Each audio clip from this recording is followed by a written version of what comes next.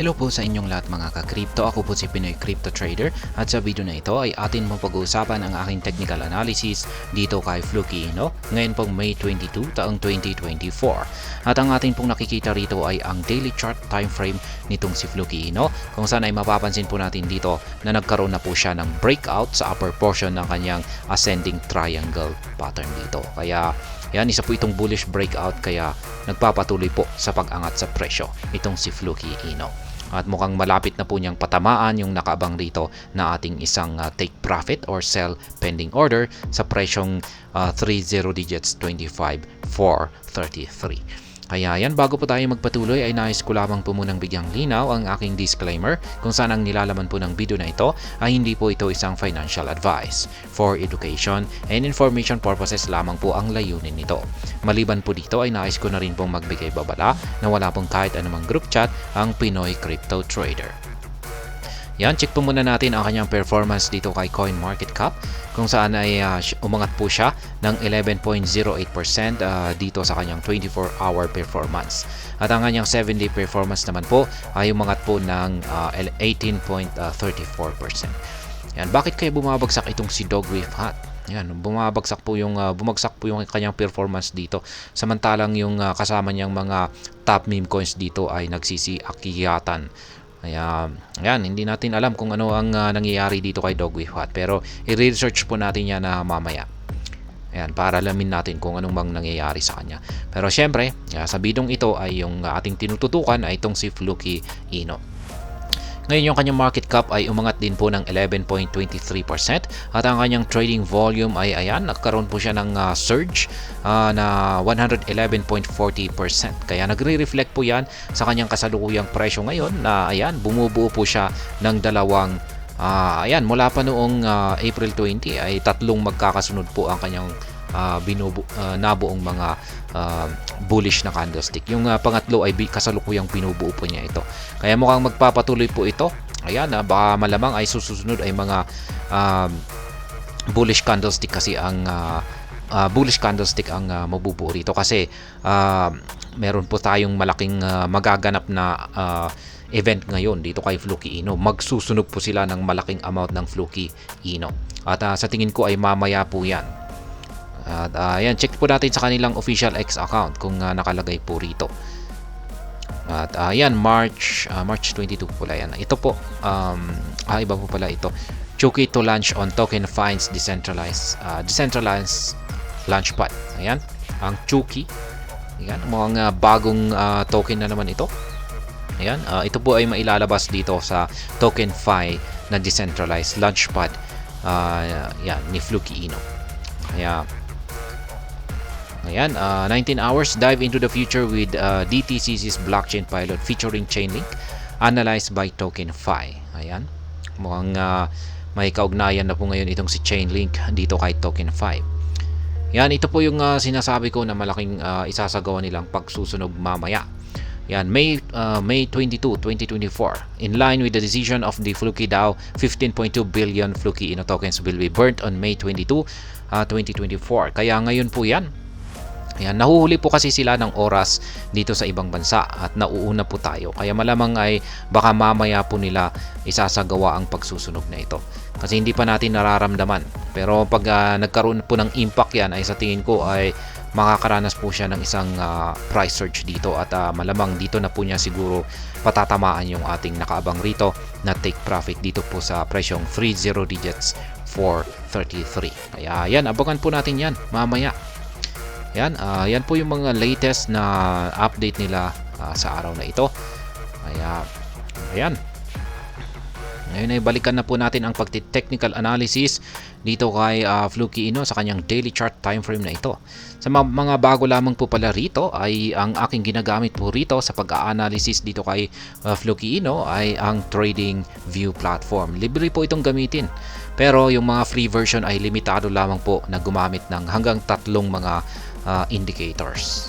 Yan, yung mga indicators katulad po ng yung dalawang ginagamit kong indicators po rito ay itong Hall Suite indicator by Insilico at saka ang QQE mode indicator dito sa ibaba. Yan, na may mga nabubuong mga bar formation. Yan lang naman po yung kailangan natin dito kung intensyon yung gayahin yung aking simpleng paraan sa pagti-trade dito.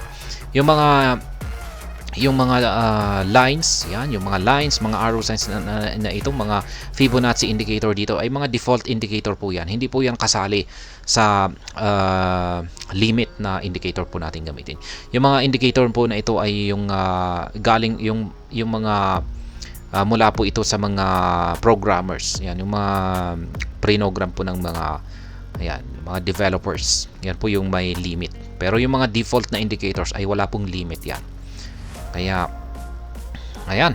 Ngayon ay meron po tayong dalawang pattern dito. Yung unang pattern ay ang bullish flag pattern na ito na binubuo ng dalawang kulay puti na linya.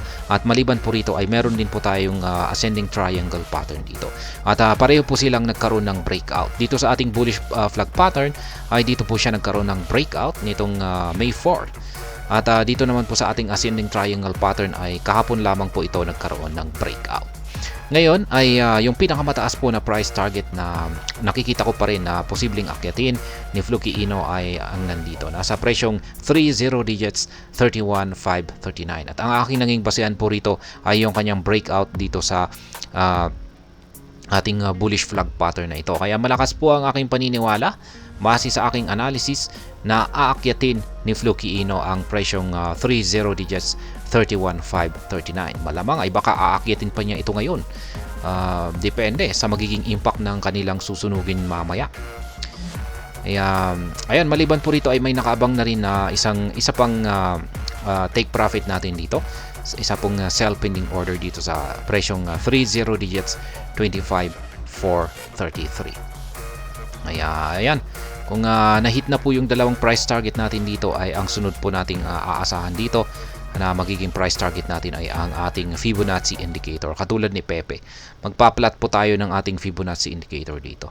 Pero habang medyo hindi pa nagagawang akyatin ni Fluky Ino yung ating pinaka price target dito ay saka na lamang po natin ito ilalagay.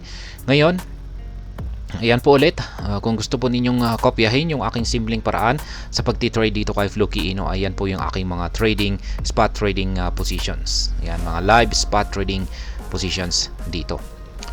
Meron po akong dalawa na sell pending order or take profit at meron po akong 5 na mga buy pending orders dito sa ibaba. Yung mga nadaanan naman po ng mga candlestick natin dito na mga arrow signs, ayan po yung aking mga previous trades dito. Kaya ayan, nakakaapat na po ako na take profit. Tatlong beses na buy kung saan ako nag-buy bumili sa mga presyong ito. Kaya ayan, maaari po ninyong kopyahin, post na lamang po ninyo, tapos pwede po ninyong i-pause ang video at set up po ninyo sa paraan ng aking setup dito. Kaya yan lang naman po. Ngayon ay lapit po natin yung kasalukuyang bahagi na ginagalawan nitong si Fluky Ino. Kaya ayan, dulot po ng breakout sa ating triangle pattern na ito ay napaka-bullish po ng ating signal. Ayan, yung ating QQE mode indicator ay ang ganda po ng kanyang QQE bar formation dito. Bullish na bullish po yan. Basta palaki ng palaki ang sukat ng ating QQE bar ay ibig pong sabihin yan ay mas lalong tumitindi kada araw yung pwersa ng mga buyers or yung mga bulls. At yung ating Hall Street indicator naman ay ayan, maganda po yung kanyang pangangatawan, matabang mataba, malusog na malusog, at ibig sabihin ay talagang may control sa market nitong si Fluky Ino ay ang mga bulls. Kaya dahil dyan, yan yung aking naging basihan kung bakit ko nasabi na tuloy-tuloy lamang po sa pag-angat sa presyo itong si Fluky Ino. At kung sasabayan po yan ng matinding pagsusunog mamaya, ay sa tingin ko ay mababasag po niya itong resistance line natin na 30 digits po pala, 25,433. Kaya yan, paghandaan po natin yan mamaya. Babantayan po natin yan, tututukan po natin yan mamaya. Kaya yan po yung aking analysis dito kay Fluky Ino. Pataas po siya. Ayan, umaangat po siya. Lalong-lalo na at magsusunog po sila mamaya. Kaya bantayan po natin yan. Kaya ayan, yan pong muli yung aking mga live spot trading positions dito kay Fluky Ino. Kung gusto po ninyong kopyahin or gayahin. At hanggang dito na lamang po tayo sa video na ito. Mga ka-crypto, sana po ay inyong nagustuhan ang aking paliwanag sa video na ito. Kung inyo po itong nagustuhan ay pakiclick lamang po ang like button nito. Para naman po sa mga bago lamang dito, kayo po ay aking inaanyayahan para mag-subscribe. Pakiclick na rin po ang bell icon nito dahil ito po ang siya magsisilbing notification nito sa mga bago kong videos na akin pong ina-upload sa aking YouTube channel na ito. Marami pong salamat sa panonood. Ingat po tayo lagi at God bless po sa ating lahat.